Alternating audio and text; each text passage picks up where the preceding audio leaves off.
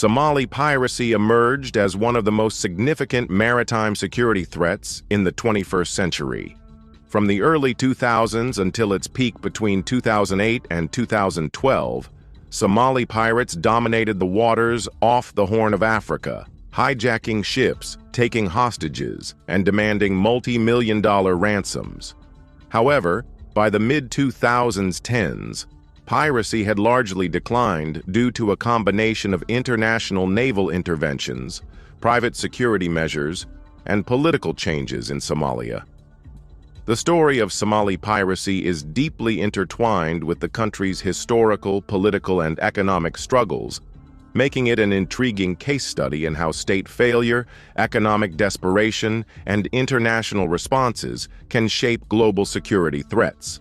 This article explores the origins, peak, and eventual decline of Somali piracy, analyzing the factors that led to its rise and the strategies that contributed to its downfall, while also reflecting on whether piracy in the region may resurge if underlying conditions remain unaddressed.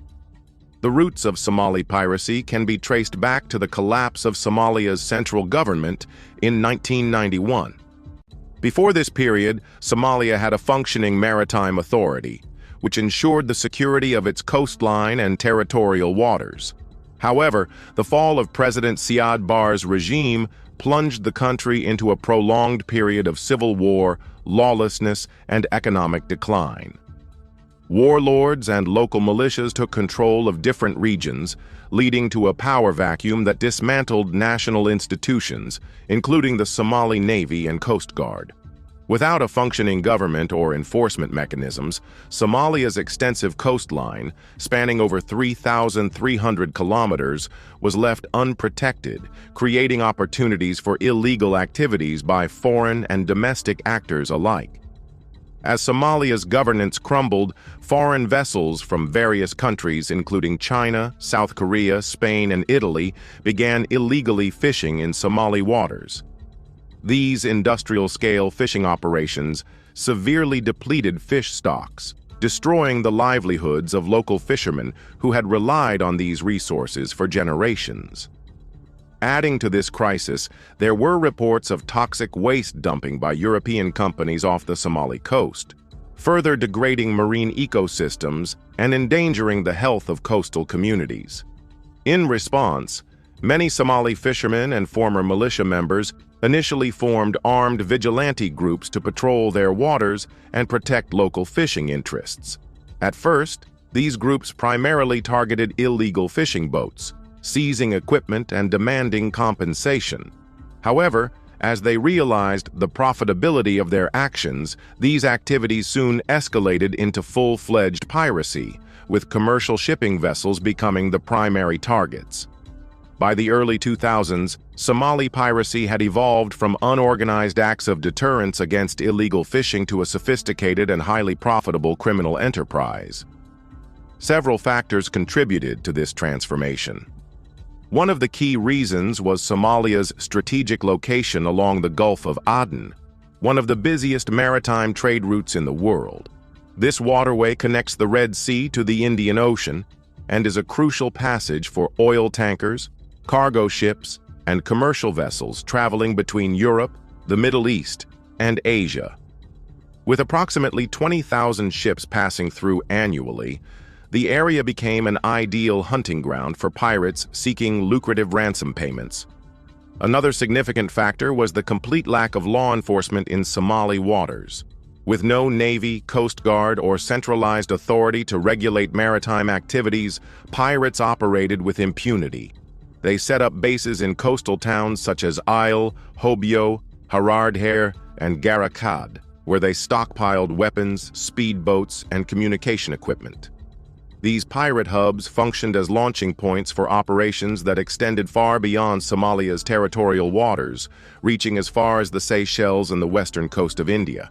Unlike traditional piracy, which often involved theft of cargo, Somali pirates adopted a hostage-for-ransom model. They would hijack ships, take crew members hostage, and demand multi-million-dollar payments from ship owners, governments, and insurance companies. The ransoms, often delivered in cash via airdrops or direct ship-to-ship transfers, fueled further pirate activity by financing the purchase of weapons, skiffs, and even larger vessels known as motherships, which enabled them to operate in deeper waters. The rapid rise of Somali piracy was also driven by the financial benefits it brought to local communities. Many coastal villages, which had suffered from economic hardship for years, suddenly experienced a boom as ransom money flowed into the local economy.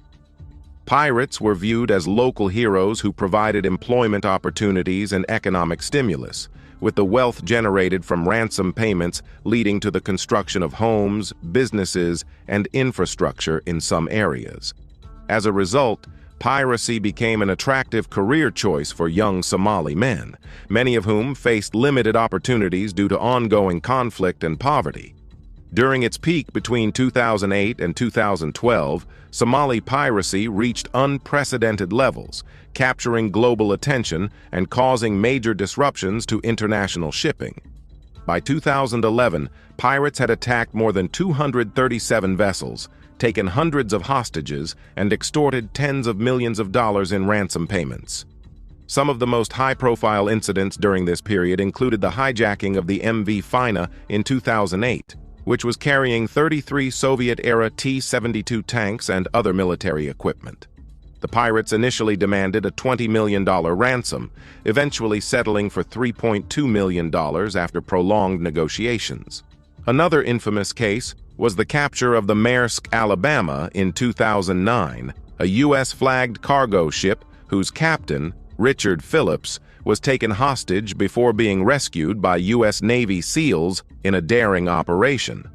One of the largest hijackings occurred in 2008 when Somali pirates seized the MV Sirius Star, a Saudi-owned supertanker carrying $100 million worth of crude oil. This incident highlighted the growing ambition of Somali pirate networks, demonstrating their capability to hijack even the largest and most valuable vessels on the high seas. As ransom payments skyrocketed, pirate groups grew more sophisticated in their operations. They began using motherships, hijacked fishing vessels or cargo ships equipped with supplies and fuel, to extend their reach deep into the Indian Ocean. These motherships enabled smaller skiffs to conduct raids far from the Somali coast, increasing the geographical scope of pirate attacks. Despite the overwhelming success of Somali pirates at their peak, the tide began to turn against them after 2012 due to a combination of military intervention, improved security measures, and political changes in Somalia. One of the most significant factors was the deployment of international naval forces to patrol Somali waters. The European Union launched Operation Atalanta in 2008, aimed at escorting World Food Program shipments and conducting anti-piracy operations. NATO's Operation Ocean Shield and the US-led combined Task Force 151 also played key roles in deterring pirate attacks, employing aggressive naval patrols, surveillance, and direct engagements with pirate vessels. At the same time, commercial shipping companies began adopting more effective countermeasures. Many ships hired private armed security teams, which proved to be a powerful deterrent against pirate attacks. Defensive measures such as water cannons, high-speed maneuvers, barbed wire barriers, and citadels, secure rooms where crew members could hide, further reduced the success rate of hijackings. Additionally, the Somali government, with support from international partners, launched crackdowns on pirate bases, dismantling key networks and arresting prominent pirate leaders. Another crucial factor in the decline of Somali piracy was the decrease in ransom payments. As shipping companies and governments became more resistant to negotiating with pirates, ransom sums diminished, making piracy less profitable. Furthermore, political stabilization efforts in Somalia, particularly the establishment of the federal government of Somalia in 2012, contributed to improved security conditions along the coast. the presence of local security forces and increased economic opportunities helped dissuade young men from joining pirate groups. The rise and fall of Somali piracy is a testament to how a combination of economic hardship, political instability, and lack of law enforcement can give rise to large-scale criminal enterprises. What began as a reaction to foreign exploitation of Somali waters quickly evolved into a multi-million-dollar industry that disrupted global trade. However, a concerted international response ultimately led to the decline of piracy. While the situation has improved significantly, the risk of resurgence remains if the root causes of piracy, poverty, lack of governance, and illegal fishing are not adequately addressed. Long-term solutions must focus on sustainable economic development, strengthening Somali institutions, and maintaining international cooperation to ensure that piracy does not make a comeback in the future.